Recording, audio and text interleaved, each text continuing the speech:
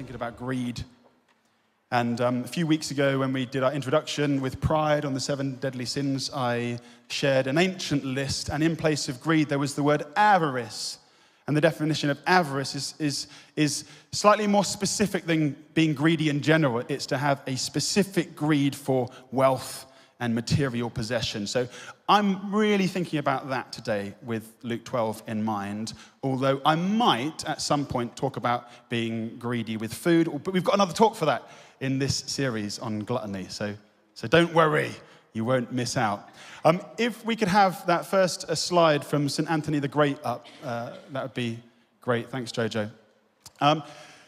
So I've shared some of the Desert Fathers' writings, books, quotes. I mentioned Evagrius a few weeks ago as the first who came up with something of a list of internal kind of tempting thoughts that we suffer. And sometimes it's easy to think with these Desert Fathers that they flee from the noise and the temptations of the world into the desert, and then they're sorted. They live happy, sinless lives. No way. This is what St. Anthony the Great wrote, who is seen as the father of monasticism by many. He says, "He who sits alone and is quiet has escaped from 3 wars." It's true, hearing, speaking, and seeing. But, he says, and that's a big but there, he says, "there is one thing against which he must continually fight. That is his own heart." All of these sins that we're thinking about address us all. They affect us all. And we can try and run from our sin, but we take our hearts with us. You can't leave your heart at home and flee somewhere. We take our hearts with us. And so we're thinking about greed or avarice today, and it affects us all. I'm not being presumptuous by saying that. I know it affects us all. It affects me. I'll put my hand up and say yes. Well, I think all of us probably have a ridiculously wealthy friend or relative, and we think, well, my meager possessions compared to them, well, obviously I'm not going to be struggling with greed. And yet later on in the same day, we can be kind of doom scrolling through our wish list on Amazon, eBay, Vinted, or whatever. Have found yourself doing that? You probably won't admit it, because none of us like to admit that we suffer with greed, because if we admit it, then maybe we're going to have to make some changes in our life and not be able to buy those things that we want. And so we just kind of push it to the side. I was going to ask you a question. I don't think we have time really to do this with your neighbors. I was going to ask you, can you remember the first time you ever made some money? Like your first job? Maybe it was newspapering as a boy on the side on your bicycle. Maybe it was helping out in a local shop. I remember the first time I made some money. Just think about that, and how did it make you feel? I remember I was working on my dad's coal yard. I was packing bags of coal. It was hard work. But at the end of that first day, he gave me this crisp £50 note. And I was like, wow. If I come back tomorrow and I do the same thing, you're saying that I get another one? Yeah. I didn't want that winter to end. Although everybody was suffering from it being really cold, I was like, nah, this winter's going to last forever. Pack more bags of coal. You ever play on the 2p slot machines? Yeah. As a young kid, as a 6-year-old, I was a pro. I mean, some maybe in here, you play on the 10p slot machines. It depends where your family were more like Butlins and Pontins or Centre Parks. It's like 2p and 10p machines. But man, I could have a good day on the 2p slot machine. I could treble my earnings, and yet I'd still put it back in. Remember those lyrics from Queen? I want it all. I want it all. That was me. I want it all, and I want it now. And I'd put it in, and then I'd be peering kind of through the glazed screen of the 2p slot machine. I might even just... You ever do that? Give the slot machine, yes, you did. I know you did if you ever played on it. I was actually a pro. Like, I realized that with my 6-year-old hand, I could, with some slot machines, I could get my hand up, and on that middle ledge that collects the strays, easy pickings for a 2p addict. How about Merlin sticker books? Like, 1995, big year for me, had the 1995 Merlin Premier League sticker book. Wow. Man, all of my pocket money went on that. My maths teacher, a bit of a legend, they were trying to relate to us as kids, and they knew that all of us were collecting these sticker books. So she helped us work out how much we would have to spend by means of probability to complete a sticker book. And so we told her, like, every sticker pack is 25p. I mean, today it would be like £2.25, but 25p. It contains 5 to 6 stickers. There's 529 stickers that you need to complete the book. We'd potentially have to spend at least, bare minimum, £164 to complete, potentially, this sticker book. And even then, it didn't deter me and my friends. Mum, Dad, can I just have one more pack? Spending all of our money. I must have rocked up probably over £100 on just a book. Now you see them on eBay, completed ones, they're going for like £1,000. It's crazy. Greed takes root early. Takes root early. I know it took root in my heart early, and I'm sure it did for you as well. The question for us today is, what have we done? What are we doing with those roots of greed in our lives? As an aside, I did chuckle because with Joshua, my eldest, we were in the O2 recently, and there's the arcades in the O2 arena, and there's some 10p slot machines. And I saw this adult male, well-dressed, maybe 60. He was going around the slot machines and giving it a little bit of... And what was absolutely brilliant is the warden caught him, and I saw the interaction. "Excuse me, sir. You can't do that." And the guy blushed, and he's like, "Yeah, sir." I want it all. Greed. I'm not just talking about wealth. The Bible's full. There's numerous stories of people being exceedingly wealthy and yet remaining godly. And we know, don't we? We hear it in church loads of the times. It's not that money is evil. It's that the love of money is a root of all kinds of evil. We're talking about greed. And the opposite of greed is not poverty. The opposite of greed is generosity, which means that I can preach on this topic of greed in just the same way as I could be preaching on the poorest streets in Calcutta, because greed affects us all. It's not about how much you have. It's the attitude of your heart. I think in Western society, we've normalized it. As I said, I kind of gave a little chuckle when I saw this chap get caught in greed. We find it easy to spot in others, very hard to spot in ourselves, but we normalize it. You might have heard of the Scottish economist Adam Smith. In his book, The Wealth of Nations, there's a picture of him in his book up on the screen. The actual original title was An Inquiry into the Nature and Causes of the Wealth of Nations. And it's seen as the fundamental work on classical economics. Now, I've got to be honest with you, I've not read this book in full. Money, economics is just not my thing. And sometimes that's a good thing. Sometimes it's a frustration when I'm trying to navigate this thing called tax. But what I do like is I like learning about societal shifts and what shapes the way we think. And so I've engaged enough with this book to recognize what Smith is getting at. And his theory led to the capitalism that began to take root throughout much of the 19th century. And perhaps most famous of all Smith's political economy was his metaphor of the invisible hand. What do I mean by that? The invisible hand. Well, talking about greed, individual self-interest.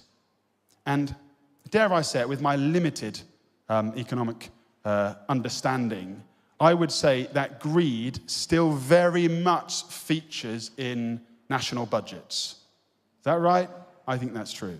I want to read out one particularly profound quote from the book. He says this: "It is not the benevolence of the butcher, the brewer, or the baker that we expect our dinner, but from their regard to their own interest. We address ourselves not to their humanity, but to their self-love We never talk to them of our own necessities, but of their advantages. You see what he's saying here? He's saying that society runs well, largely thanks to greed. Now, in no way am I implying that Smith was a greedy tyrant, not at all. He's simply observing a reality. But I wonder what you make of that. Budgets being set because of the reality of greed. What do you make of that? And how do you weigh that up with that verse from Jesus' lips that I shared right at the beginning? Watch out. Be on your guard against all kinds of greed. Like, do we need greed in society for things to run the way that they run?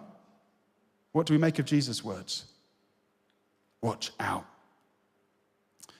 It is clear, isn't it, even in a capitalist society, that not everyone fares equally. Money and morality clash.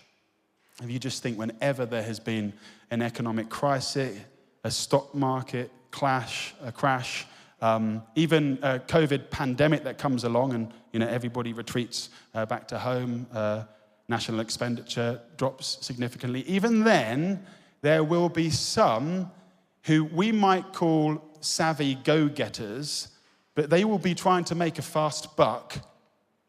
Who would have thought that you could make millions off of the likes of PPE during a time of pandemic when so many thousands of people are hurting? Greed. It happened, didn't it? How many companies or political parties have and still use deception to sell themselves? It flows from greed. It's fueled by self-interest, even when it robs others. And so, friends, we can see it out there, can't we? We can see it in society. We have this odd relationship to it. It's a reality. We think, oh, maybe we need it. I don't believe that we do. It's a sin, and sin leads to death, which is why this series is so important. But sometimes we celebrate CEOs that have gone from rags to riches, even though they've been incredibly greedy. We celebrate celebrities and fashion icons, even though it's obvious that they've been incredibly greedy. So we have this odd relationship with us. But let me again bring it back to us, and I want it to come back to the passage now. Because truth be told, this passage that Jesus told us could have been preached today. And maybe it's possibly something many of you in here will have experienced. So Luke chapter 12, verse 13. Someone in the crowd said to him, "Teacher, tell my brother to divide the inheritance with me." This guy's dad had most likely recently died. And now he's in this ugly dispute with his brother over who gets what. It's close to home. It's close to home for many of us. And I know that there have been lots of sad losses in this church recently. But it's so close to home. I mean, in one moment, we can be with our siblings, maybe gathered at a family Christmas party, and we're there, we're watching our nephews and nieces, goof around by the fire in the lounge, and they're playing charades, and we're all drinking a little bit of bubbly. And then 3 months down the line, we're in the same room, having an altogether very different conversation with our siblings, and the bombshell word inheritance pops into the conversation, and the tone changes. All of a sudden, there's suspicion, judgment, upset. Money, I should say, is inextricably linked to our sense of morality and justice. It means that I'll judge somebody who's more wealthy than me, yet look down on those who are less so. And perhaps this is why Jesus preached on money more than any other subject. He knows just how attached to it we can become. So much so that we make inappropriate comments about it and what we think is fair. Did you see that's what happens in this parable? Jesus is in full flow. He's preaching publicly. He's saying, "Honor me, the Son of Man, and I will honor you before the angels. Trust in the Holy Spirit." And as he's preaching in full flow, there's a teacher, tell my brother to inherit to divide the inheritance. It's like, what are you doing? Like, that's the wrong moment for that. It's equivalent of me preaching right now and somebody kind of coming in, or one of you just saying, "Yo, Pastor, yo, Greg, man, I'm thinking about investing in this little one-bed studio apartment in Bermondsey. What do you reckon? Is it going to be a good investment?"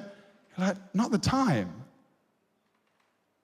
And yet, if you were to make that comment right now, it would show just how much of a hold money and greed has on your heart, right?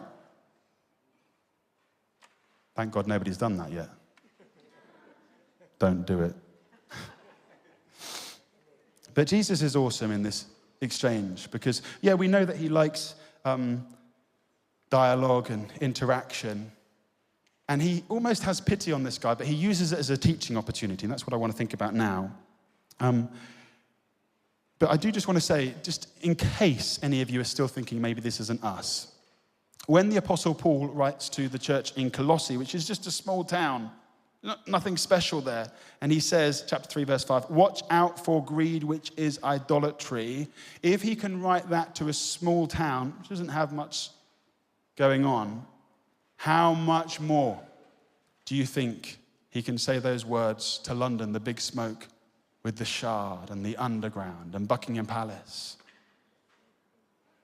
How much more to us, who live in Peckham? Okay, maybe some of us don't say that we live in Peckham. We say East Dulwich or Bellenden Village. We say to the Christians, in our circle, maybe some of us will say it when we're traveling up to the New Wine Leadership Conference next week. Oh, yeah, we serve the church in Peckham. Oh, yeah, it's gritty, it's grimy. And then we'll say to our wealthy mates, we live in SE15. It's a slight hypocrisy. Supposedly, 3 billion people today live on $2 a day.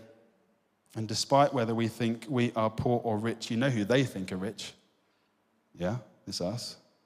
If you own a fridge, supposedly you're in the top 25% of the world's wealthiest people. And yet, despite all of this, most of us worry about having enough to pay all of our bills. And I don't want to belittle that. I know it's tough times right now. But worry, friends, all too often fuels greed. Greed hijacks our worries and whispers in our ear, don't worry.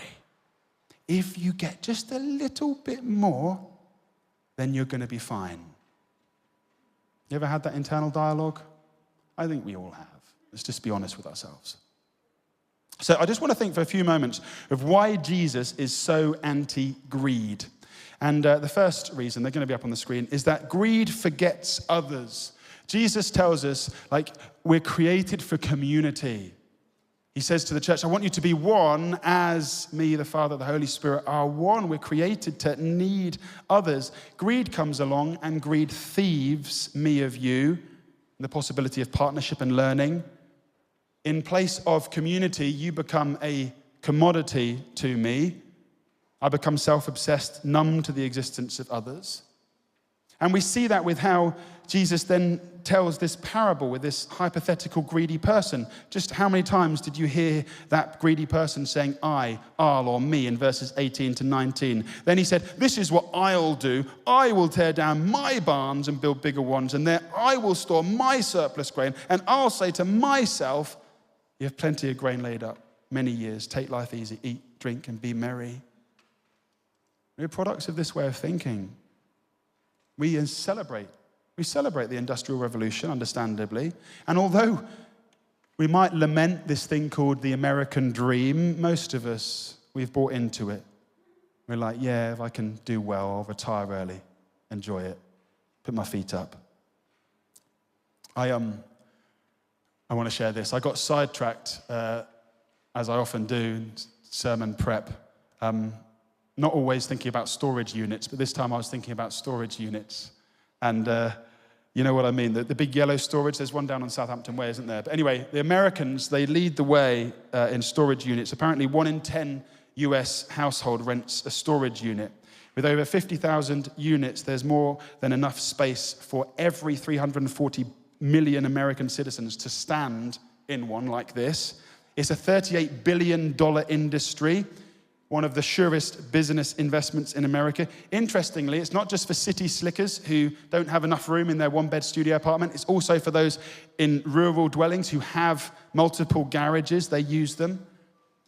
Rather poignantly, with regards to Luke 12, more and more are opting for long-term lets as well, not just short-term ones. Here's the thing, ironically, many units get abandoned. It's thought that 155,000 units are auctioned off every year. And you'll see on the screen, there's a picture of James Bond's Lotus Esprit, the submarine car from The Spy Who Loved Me. This was purchased in 1989 in Long Island in a blind auction for just $100. What a find! What a find! And then, some years later, who bought it? Elon Musk for $997,000, wanting to make it fully functional with a Tesla twist. Friends, there are people in the world desperate for the most basic commodities, and yet we store luxury items in storage units we forget about. There are children who would love to own their own toy, yet we have toy rooms in our homes which aren't big enough. And Jesus says, remember your neighbor's needs. Greed breeds injustice and oppression. As an aside, we will come back to gluttony in a few weeks. But we do produce, and I remember Graham saying this, we do produce food, enough food globally to feed around 10 billion people, and yet 733 million go hungry daily. Shockingly, 1/3 of all food produced, that's 1.3 billion tons, is wasted. 1/3 of all food. This amount could feed nearly 1.3 billion people, almost twice the number of those facing hunger. Greed. Bidju was telling me the other day during the Super Bowl, the Super Bowl happened a few weeks ago, he was saying that just for a 30-second advert, it was costing $8 million. Just for a 30-second advert. Some of the prime time advert slots went for 10 million. And yet, friends, don't forget, big companies are made up of people just like you and me. Is it possible? Is it possible? I'm preaching to myself here, just as I'm preaching to you. Is it possible that we could spend less time on Vinted or eBay, aimlessly scrolling through extra items that we don't really need, and more time tuning into the needs of others? Greed forgets others. Secondly, greed forgets eternity. Greed focuses on the present. It's classic present tense syndrome. All I need to focus on right now is what's happening in here. And yet Jesus invites us repeatedly to focus on eternity. I mean, Gospel 101, John 3:16. God so loved the world that he gave his one and only Son, that whoever believes in him shall not die, but have eternal life.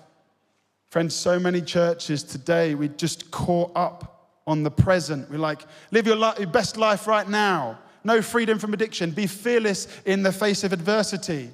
And all of those things are true. Yes, we pray, Lord, would your kingdom come on earth as it is in heaven? We pray that, and yet Jesus has more on offer. He says, also, lose yourselves in thinking about eternity.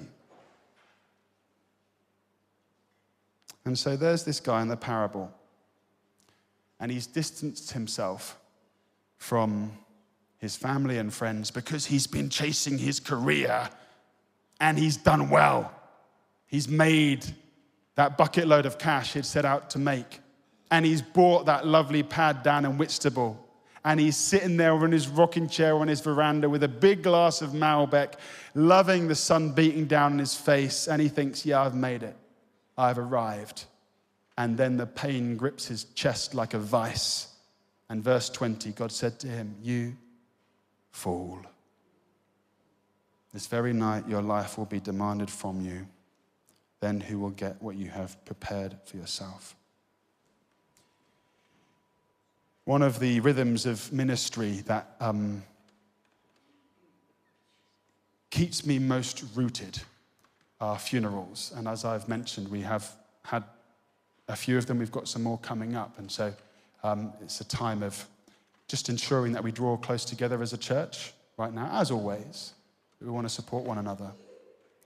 But every funeral I do, I will lead the coffin in.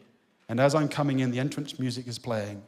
And I will say, Jesus says, I am the resurrection and the life. Those who come to me, even though they die, will live. And whoever lives and believes in me will never die. Every single time, it moves me. Friends, we believe in life after death. There is more to life than just this present. The present is less than a drop in the ocean of eternity. And I just wonder how much less we would be obsessing over things that we don't need right now if we just let our imagination wander into the likes of Revelation 21 and seeing Jesus face to face. You know, I almost dropped out of my final year of university. I phoned my dad up in between my second and third year, and I said, Dad, I don't know what the point of me being here is. I'm never going to work as an architect. And I'm getting into student debt. I could be serving the Lord. I was desperate to be an overseas missionary. I could be serving the Lord and seeing him transform people's lives. I was a hothead. I was very zealous. I maybe lacked a little bit of tact. And I've never really had this conversation with my parents, but I can imagine their thought processes were like, our boy, you know, this is a religious phase. Maybe it will pass, but you know, we just want your son to get your degree. Just hang on in there, get your degree, and then maybe, you know, you can do what you want after that. The thing that changed, I think, that conversation was that my sister had a near-fatal car accident in Australia. And all of a sudden, what difference does having a degree make if you're going to meet your maker on a gap year? Now, I did actually finish those last 6 months of uni, got my degree, never worked as an architect.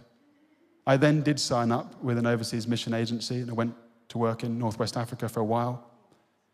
And my dad, he wept on that first phone call I had with him. He said, look, Greg, how has Jesus transformed your life so much? I've cried out to him loads of times. He's never answered me. I want what you have. Well, all these years later, my dad does have that. He shares my faith in Jesus. But friends, greed comes along and it tries to hijack our perspective on life. Don't let it. Lord, root eternity in our hearts and minds. Greed also forgets God. Verse 21, this is how it'll be with whoever stores up things for themselves but is not rich towards God. It's sin. We completely forget our Maker. As I said, Paul called it idolatry. We fashion something in our own image as though we didn't need anybody else. Enough said on that. Finally, greed forgets your inherent worth. Whenever running Alpha, I think one of the poignant comments which always grabs people's attention is a quote from Jim Carrey, and he says this, he says, I think everyone should get rich and famous and do everything they ever dreamed of so they can see that it's not the answer. Very often we think, you know, if I have a walk-in wardrobe, if I have a nice new kitchen, then, you know, I'll be satisfied. No, there'll always be something else. And so after Jesus has shared this parable with this man who's driven by this sense of injustice over inheritance, after he shared that parable, it's almost like he has a little huddle with his disciples, and he says these words. It's in the passage that follows. He says, therefore I tell you, don't worry about your life, what you will eat, or about your body, what you will wear. For life is more than food, and the body more than clothes. Consider the ravens. They do not sow or reap. They have no storeroom or barn, yet God feeds them. And how much more valuable you are than birds. I invite the worship team up. I want to draw to a conclusion here. Like, what is the solution, friends? What is the solution with the greed in our lives? As I said earlier, the opposite of greed is not poverty.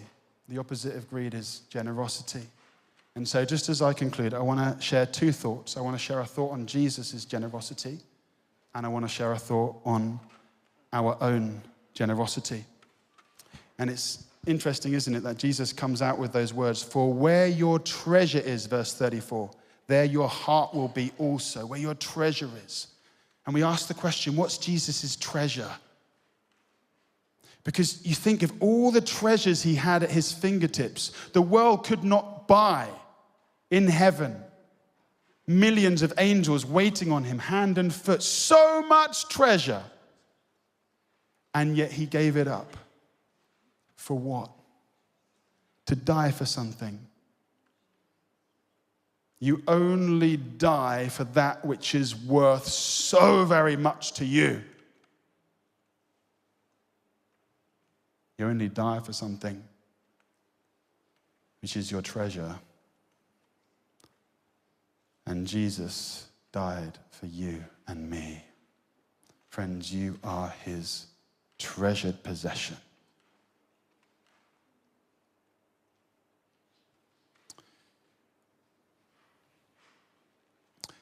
Thomas Aquinas, a 13th century theologian, he didn't actually call it generosity, he called it liberality. And we still speak of being liberal with our giving, don't we? But the interesting thing about liberality is it comes from the same root word as liberty. And you see, when we realize Jesus' generosity, we realize that we're freed. We're freed from the hold that greed has on us. If you like, greed comes and attacks us, it bites our heart. It's like a nippy dog. And yet, when you realize that you're God's treasured possession, all of a sudden it's like the dog loses his teeth. He's just a gummy dog. He can't latch on because things now in our world that we were seeking after, they have no frame of reference compared to the beauty that Jesus offers us. We're bought at a price. His liberally poured blood shed from the cross for sinners like you and me. It changes everything. It changes how we view everything. Friends, you cannot work greed out from your lives.